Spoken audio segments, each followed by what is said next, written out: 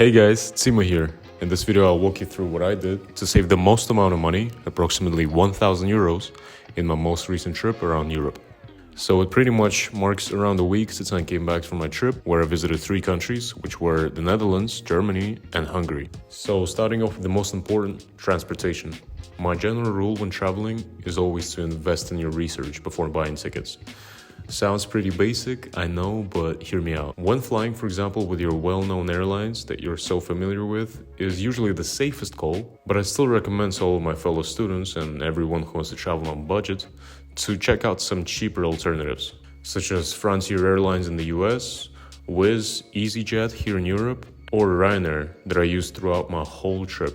Now the thing with Ryanair and why I chose them was this really cool option to check in your luggage for free throughout my whole trip. How is that possible, you may ask? Well, it's actually pretty simple. As I'm currently doing my Erasmus here in Spain, there is an organization called ESN, which is the Erasmus Student Network. And what they do is they offer every single Erasmus student to purchase an ESN card, which comes with a bunch of cool features and a lot of discounts for students. These include bus discounts for ALSA, Flixbus and other services, trains such as Flixtrain as well, and of course Ryanair for air flights. So the offer that I took advantage of was 4 Ryanair flights with a 10% discount and also free check-in of your luggage up to 20 kg, which is a pretty good deal if I may say. And as I was leaving for around 2 weeks, I thought it was just appropriate to bring a suitcase with me. So just like that, I managed to get 3 flight tickets, which were Malaga, Amsterdam, Berlin, Budapest, and Budapest, Malaga, just for 94 euros. And I'm not gonna lie, my personal experience with Ryanair was pretty spot on. And they also have this really cool feature of auto check-in. And you do that without needing to wait in line like you usually do with your other airlines. So for a young guy like me, that just made perfect sense. With buses, the situation was pretty similar. Here in Spain, the biggest bus company is called ALSA. This way, I went from Almeria to Malaga and back for a grand total of 26 euros. Which is also a pretty good deal. Another tip, if you want to use some hitchhiking services, but you want to stay safe and not get murdered, there are services like BlaBlaCar, which as a passenger, when you need to get to another city, and you need to travel regionally, you can find some offers that drivers put and just travel with them. But keep in mind that if you carry a big suitcase like me, you gotta speak it through with the driver in advance. But with trains in Deutschland, the situation was rather different. The thing is that in Germany, there are several private companies that operate on the German railways. Initially, I bought my Flixtrain ticket online, which was only 31 euros, which, was taking me from Aachen, that is located on the very, very east of Germany, to Berlin, which is like right next to Poland. But on the day of my departure, Flixtrain had my train cancelled without any prior notice, which was a bummer. And what I had to do is take a ICE or an ICE train from the city of Hamm, which was not part of the plan whatsoever, for 130 euros. And although Flixtrain did reimburse me my money, but there was no additional compensation for the time and energy wasted, which was a bummer. But so for all of my people that want to travel by train in Germany, be careful, because this might actually be the time to overpay for a safer option.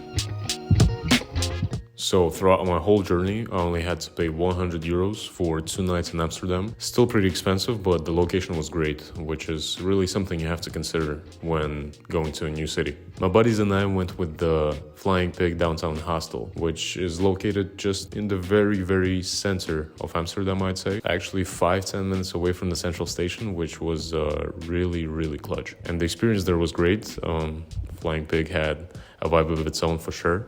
All the staff were super friendly and helpful, and honestly I'd consider them again if I was to go to the beautiful city of Amsterdam. Everywhere else, I was blessed to have amazing friends letting me crash over at their places, just like Sasha in Aachen, Dania and Zhenya in Berlin, and my guy Daniar in Budapest. So this really depends on the person and whether you have friends living in those places that you want to visit.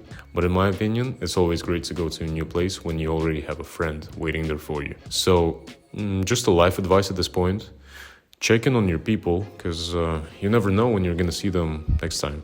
And now in terms of food, I'm not gonna lie, I did not eat well. There was a lot of burgers, pizzas, traditional German food, or simply put, doner kebab involved. This is just something you have to be prepared for. If you just really want to stay on budget and eat rather healthy, I guess you can only do that, if you're staying with a friend who has a kitchen. This was the case for me and my buddies, because I was just staying with them. We did some grocery shopping and cooked some pretty good meals, which is also pretty good if you want to spend some time with your bud. But, as you're traveling and you want to see more places, it just doesn't really make sense to stay at home all the time, as if you were living there. Just be on the lookout for that. But also, just don't swipe on TikTok or Instagram looking for those flashy, popular places that everyone goes to, because guess what? Everyone goes there. It's not special. But, it's not really applicable to everything. There are still places that you can find online and that are very popular and maybe a must-do in each city. But just don't be too focused on those. So now into entertainment. Well, this really depends on your own preferences, but for me and my buddies, as we were just staying for around 2.5 days in Amsterdam, we decided to keep things simple and to keep everything pretty short. I found a joint ticket for both the Heineken Brewery and the Johan Cruyff Arena for just 34 euros, which was a bargain, to be honest. I think it's good. Check that out. It's called the Classic Match. Yeah, the Classic Match. Then there was also the Van Gogh Museum, which cost us only 11 euros per person. And that is a discount for students. So just make sure to use that. And they may ask you for a student ID. They didn't ask us, but just in case we had it. But also an important notice, the discount for students only works on the weekdays. So just be cautious and plan accordingly. So extra tips now. Always set a password on your lock when checking in your luggage. Me personally, I've never really had bad experiences. I've never been robbed. When I was in Budapest, my good friend actually told me a story how he got robbed. And it's pretty funny. He told me that he had to take like 3 or even maybe 4 transits through different places. He had to overpay for like three transits, but on the 4th one he got robbed. Like he literally had his wheels of the suitcase taken off, his clothes literally pulled out from his suitcase. That is just disgusting, but it happens. So also another thing that nearly happened to me was when I arrived back to Spain. So I'm not sure whether that was in Hungary or in Spain, but I think that was in Spain. The zipper on my suitcase was kind of open, but luckily, because I had a passcode, whoever that was, they couldn't figure out the password, and they just decided to like break in to like rip through the zipper. And luckily they didn't take anything out, but just be careful and just know that there are savages out there. Okay, so pretty much that's it. That's kind of the video. Let me know if you like this format. I just wanted to sum up all the things that I learned from my trip, some of the tips and tricks maybe.